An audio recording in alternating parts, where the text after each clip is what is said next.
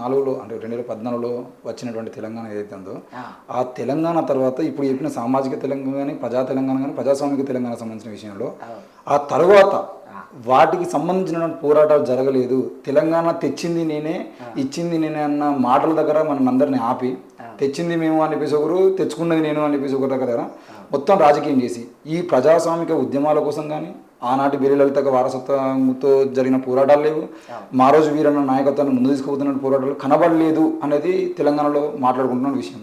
ఈ 10 ఏళ్ళు ఎందుకు ఈ పోరాటాలు ప్రజాస్వామిక పోరాటాలు కానీ ఇప్పుడు విమలక్క లాంటి వాళ్ళు కానీ మీరు కానీ ఎవరు మాట్లాడినా ఉద్యమకారులు అందరి మీద ఊపా కేసులు పెట్టి కేసులైన జైలు పోయారు వచ్చిర్రు కావచ్చు, కానీ మాట్లాడింది మీ వరకే పరిమితమైంది. ఆ తెలంగాణ ఉద్యమంలో పూర్తి స్థాయిలో గ్రామాన ఉత్పత్తి కులాలన్నీ రోడ్ల మీకు వచ్చి సాధించుకున్న తెలంగాణలో ఎందుకు ఈ 10 ఏళ్ల పాటు ఉద్యమాలు జరగలేకపోయినాయి? అయితే ఇక్కడ మీరు అడిగిన ఆ ప్రశ్న నేపథ్యం నుంచి వెళితే ఆ రోజుల్లో తెలంగాణ రాష్ట్ర సాధన కోసం పొలిటికల్ జేఏసీ ఏర్పడింది. పొలిటికల్ జేఏసీ ఏర్పడినప్పుడు 2009 డిసెంబర్ 9వ తారీఖు నాడు ఆ రోజుల్లో ఆయన కేంద్ర హోంశాఖ మంత్రి చిదంబరం తెలంగాణను అనౌన్స్ చేశారు. తెలంగాణను అనౌన్స్ చేసిన తర్వాత అంతే వేగంగా అనౌన్స్ చేసిన తెలంగాణ అభిప్రాయాన్ని ఒక 10-12 రోజులు దాటకముందే మళ్ళీ వెనక్కి తీసుకున్నారు. ఆంధ్ర పెట్టుబడిదారుల ఒత్తిడి వలన వెనక్కి తీసుకున్న తర్వాత అప్పుడు తెలంగాణ కోసం ఒక సుదీర్ఘమైన పోరాటం నడపాలి అనే ఆలోచన ఉద్యమ శక్తుల మధ్య వచ్చింది. వచ్చినప్పుడు ఎట్లా నడపాలని సమావేశమయ్యారు. ఈ సమావేశమైనప్పుడు ఈ ఉద్యమ శక్తులలోకి కేసీఆర్ గారు తర్వాత జానారెడ్డి గారు ఎంటర్ అయ్యారు. దీంట్లో మందకృష్ణ గారు ఉన్నారు, ఆకుల భూమయ్య ఉన్నారు, గద్దరన్న ఉన్నాడు, విమలక్క ఉన్నారు, వీళ్ళందరూ కేశవరావు జాదవ్ లాంటి వాళ్ళందరూ ఉన్నారు, జయశంకర్ గారు ఉన్నారు, కోదండరావు గారు ఉన్నారు, అందరు ఉన్నారు. అయితే వీళ్ళందరూ ఉద్యమ శక్తులతో పాటు రాజకీయ నాయకులు ఎంటర్ అయ్యారు. ఆనాడు ఈ ఉద్యమ శక్తులు ఏం అభిప్రాయం పట్టాయంటే రాజకీయ పార్టీలను ఇందులోకి తీసుకురావద్దు, కేవలం మనం ప్రజా సంఘాల నాయకులు మేధావులు కళాకారులను కలిసి ఒక వేదికను ఏర్పాటు చేసుకున్నాం. ఉమ్మడి కార్యాచరణ ఎవరి అభిప్రాయాలు వాళ్ళకు ఉండొచ్చు, కానీ ఉమ్మడి కార్యాచరణతో పనిచేద్దామనే అభిప్రాయాన్ని ఆకుల భూమయ్య గారు, గద్దరు, మందకృష్ణ గారు ఆనాటి సమావేశంలో వ్యక్తం చేస్తే ఆ అభిప్రాయం వినకుండా ఇటు కేసీఆర్ ఇటు జానారెడ్డి మధ్యలో కోదండరామ్ గారు కూర్చొని పొలిటికల్ జేఏసీని అనౌన్స్ చేశారు.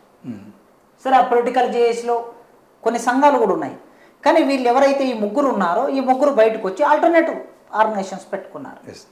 గద్దరన్న నాయకత్వంలో, ఆకుల భూమయ్య సార్ నాయకత్వంలో తెలంగాణ ప్రజా ఫ్రంట్ ఏర్పడింది. అదేవిధంగా విమలక్క నాయకత్వంలో తెలంగాణ యునైటెడ్ ఫ్రంట్ ఏర్పడింది. సరే, మందకృష్ణ గారు ఆయన విడిగా ఆయన సంఘం పేరు మీద ఆయన కార్యక్రమాలు చేశాడు. కానీ తెలంగాణ జేఏసీ రాజకీయ జేఏసీ ఏదైతే ఉన్నదో ఈ రాజకీయ జేఏసీ రాజకీయ పార్టీలు ఎట్లా నడిపితే అట్లా నడిచింది. అప్పుడు వీళ్ళు మళ్ళీ సేమ్ ప్రజాస్వామిక తెలంగాణ నినాదాన్ని ముందుకు తీసుకొచ్చారు. మా వనరులు మాకు, మా సంపద మాకు, మా అధికారం మాకు. కోదండరామ్ గారు ఎక్కడ మాట్లాడినా అదే ప్రజాస్వామిక తెలంగాణ అనే మాట మాట్లాడారు. ఎవరు? గద్దరన్న, ఆకుల భూమయ్య గారు, విమలక్క, వీళ్ళు. ఇక కేసీఆర్ గారు, జానారెడ్డి గారి నినాదం ఏదైతే ఉన్నదో వారి నినాదాన్ని, కోదండరామ్ గారి నినాదం, జయశంకర్ గారు వీళ్ళందరూ ఒకటిగా పనిచేస్తూ వచ్చారు. సిద్ధాంతాలు రాద్ధాంతాలు లేని తెలంగాణ కావాలి అనేది వాళ్ళ ఆలోచన. ఓకే, కోదండరామ్ గారి జేఏసీ ఆలోచన సిద్ధాంతాలు రాద్ధాంతాలు లేని తెలంగాణ కావాలి. కేసీఆర్ గారి ఆలోచన, జానారెడ్డి ఆలోచన, కోదండరామ్ గారి ఆలోచన ఇది, జేఏసీ ఆలోచన ఇది. బయట ఉన్నటువంటి ఈ శక్తులు ఏంటంటే అసలు సిద్ధాంతాలు రాద్ధాంతాలు లేకుండా ఏదైనా ఉంటుందా సమాజంలో? ఏది ఉండదు. ఖచ్చితంగా ఒకదానికి ఒక ప్రాతిపదిక ఉంటుంది. జాతీయోద్యమం నడిస్తే కూడా జాతీయోద్యమానికి ఒకవైపు గాంధీ ఉన్నాడు, మరోవైపు కమ్యూనిస్టులు ఉన్నారు, విప్లవకారులు ఉన్నారు, ఇంకోవైపు హిందూ మతానికి సంబంధించిన జాతీయవాదులు కూడా ఉన్నారు. అందులో 3 రకాల అభిప్రాయాలు కలిసిన వాళ్ళు ఉన్నారు. 3 రకాల అభిప్రాయాలు నడిచినాయి అందులో ఉద్యమంలో. కనుక తెలంగాణ ఉద్యమంలో కూడా 3 రకాల అభిప్రాయాలు నడిచాయి. నడిచినప్పుడు సిద్ధాంతాలు రాద్ధాంతాలు లేని తెలంగాణ అని అనటం సరైంది కాదు. ఒక స్పష్టమైన సైద్ధాంతిక దృక్పథం తెలంగాణ ఉద్యమానికి కూడా ఉండాలి. ఆ సైద్ధాంతిక దృక్పథం అంటే ఏదో మార్క్సిజమో ఇంకేదో సిద్ధాంతం అక్కర్లేదు. ప్రజాస్వామ్యం అనే భావాలు కలిగిన దృక్పథం ఉండాలి. రేపు తెలంగాణ నుంచి ఆంధ్రలో వెళ్ళిపోతే తెలంగాణలో ఎవరు అధికారంలోకి వస్తారనే దృక్పథం ఉండాలి కదా. ఇక్కడి సంపదని ఎవరి చేతుల్లో పెడతారనే దృక్పథం ఉండాలి కదా. ఇక్కడ నిరుద్యోగులకు ఎట్లాంటి ఉద్యోగాలు ఇస్తారు, మూసివేయబడిన పరిశ్రమలను ఎట్లా తెరుస్తారు, లేకపోతే తెలంగాణ సమాజం సాంస్కృతికంగా అణచివేతకు గురైంది, సాంస్కృతికంగా అణచివేతకు గురైన తెలంగాణ సంస్కృతిని ఏ సంస్కృతిని ఇక్కడ పెత్తందర్ల సంస్కృతిని తీసుకొస్తారా, ప్రజల సంస్కృతిని తీసుకొస్తారని దృష్టి అయితే ఉండాలి కదా. మేము ఆర్ట్స్ కాలేజ్ ముందు తెలంగాణ స్టూడెంట్ ఫ్రంట్ మేము ప్రజాస్వామిక తెలంగాణ కావాలని బ్యానర్ కడితే ఆ రోజుల్లో సరిగ్గా మాకు ఆపోజిట్ టీఆర్ఎస్ విద్యార్థి సంఘం, ఇప్పుడు సుమన్ ఆ రోజు బాలక సుమన్ టీఆర్ఎస్ విద్యార్థి సంఘంలో ఉండేది యూనివర్సిటీలో, సిద్ధాంతాలు రాద్ధాంతాలు లేని భౌగోళిక తెలంగాణ కావాలని కరెక్ట్గా మాకు ఆపోజిట్లో బ్యానర్ కట్టాడు ఆయన. మేము ప్రజాస్వామ్య తెలంగాణ అంటే కనుక యూనివర్సిటీలోనైనా బయట అయినా ఎక్కడైనా ఈ స్పష్టమైన చర్చ నడుస్తుంది. నడిచిన తర్వాత సరే మెజార్టీగా ప్రజలు ఆ పొలిటికల్ జేఏసీలో ర్యాలీ అయ్యారు కనుక అన్ని కేవలం పొలిటికల్ జేఏసీలో ర్యాలీ అయినంత మాత్రాన వాళ్ళే నాయకత్వం వహించారని కాదు, మిగతా సమాజంలో అన్ని వర్గాలు, అన్ని సమూహాలు, అన్ని సంఘాలు ఆ ఉద్యమంలో భాగమై ప్రజల్ని కదిలించాయి. కదిలేయటం మూలంగా వాలంటరీగా వంట వార్పు, మిలియన్ మార్చు, సహాయ నిరాకరణ, ఆ తర్వాత ట్యాంక్ వివిధ ప్రాంతాల్లో వివిధ సందర్భాల్లో తెలంగాణ సమాజంలో ఉన్నటువంటి ప్రభుత్వ యంత్రాంగాన్ని, కేంద్ర రాష్ట్ర ప్రభుత్వాన్ని స్తంభింపజేశారు. యంత్రాంగాన్ని అంతా ప్రజలు వచ్చి స్తంభింపజేశారు. ఈ సందర్భంలో ప్రజాస్వామిక తెలంగాణ అనే భావాన్ని వాళ్ళు ముందు పెట్టలేకపోయారు. సరే ఏదో విధంగా తెలంగాణ రాష్ట్రం ఏర్పడింది. ఏర్పడిన తర్వాత మరి ప్రజాస్వామిక తెలంగాణ అని మాట్లాడే శక్తులు ఒకవైపు తెలంగాణ రాష్ట్రంలో ఉన్నాయి, మొదటి నుంచి మాట్లాడుతున్న శక్తులు ఉన్నాయి. కేవలం సిద్ధాంతాలు రాద్ధాంతాలు లేని భౌగోళిక తెలంగాణ కావాలి అని మాట్లాడే శక్తులు ఉన్నాయి. భౌగోళిక తెలంగాణ ఏర్పడింది, కేసీఆర్ ముఖ్యమంత్రి అయ్యాడు. 1 సంవత్సర కాలం ఎవరైనా ఈ మేధావులు మాట్లాడారా? ఎవరు లేదు.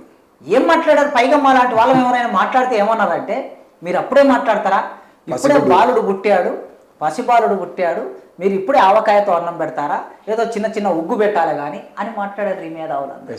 ఇవాళ ఎవరైతే ప్రజాస్వామిక తెలంగాణ అంటున్నారో ఆ మేధావులందరూ మేమన్నాం మొదటి నుంచే సమూహం, ప్రజా సమూహం యొక్క ఒత్తిడి ఉండాలి, పౌర సమాజం ఇంటర్వెన్షన్ ఉండాలి, లేకపోతే నిరంకుశంగా మారుతుంది అని చెప్పి మేము మాట్లాడితే ఆ మౌనంగా ఉన్నటువంటి వాళ్ళు 6 నెలలు అయింది, సంవత్సరం అయింది, 2 ఏళ్ళు అయింది, 3 ఏళ్ళు అయింది, మొదటిసారి అధికారం 4 ఏళ్ళు అయిపోయిన తర్వాత ముందస్తు ఎన్నికలకు పోయాడు. అప్పటి వరకు మౌనంగా ఉన్న మేధావులు రెండోసారి అధికారంలోకి వచ్చేసరికి అప్పుడు ఇంకా కేసీఆర్ చాలా బలమైన అధికారాన్ని తన చేతిలోకి తీసుకొని 100 పైగా ఎమ్మెల్యేలు తన దగ్గర పెట్టుకొని పరిపాలన చెలాయించాడు. అంటే నీవు ఎన్ని సామెతలు లేవు, మొక్కై వంగది మానై వంగున అనేది ఉంది కదా. నీవు తోటకూర దొంగతనం చేసిన నాటి నువ్వు గట్టిగా బెదిరించి ఉంటే పిల్లల్ని తర్వాత పెద్ద దొంగలు అయ్యేవాళ్ళు కదా అని ఎన్నో సామెతలు గ్రామాల్లో ఉన్నాయి కదా. అంటే ప్రారంభంలోనే ప్రభుత్వాన్ని ప్రజా ఒత్తిడి పెట్టి ఉంటే అంత నిరంకుశంగా మారేది కాదు. కనుక ఉద్యమ శక్తులకి, పోరాడే ఉద్యమ శక్తులు తమ బలం తక్కువైనా సరే పోరాడుతూనే ఉన్నారు. ఎక్కువ గొంతులు ఎక్కువై ఉంటే నియంతృత్వం వైపు వెళ్ళేది కాదు. కొందరు అయ్యేసరికి ఏం చేశాడు, ఆ కొందరిని టార్గెట్ చేసి కేసీఆర్ ఏం చేశాడు, వాళ్ళ మీద కేసులు పెట్టడం, వాళ్ళని జైల్లోకి వెళ్ళించడం, బెదిరించడం, లేదంటే పదవులు ఇవ్వటం. మొట్టమొదటి పదవులు ఇచ్చి ఆఫర్ ఇచ్చాడు. పదవులకు లొంగనటువంటి వాళ్ళు ఉంటారు కదా, పదవులకి లొంగనటువంటి వాళ్ళు ఉన్నప్పుడు వాళ్ళ మీద కేసులతో బెదిరించాడు.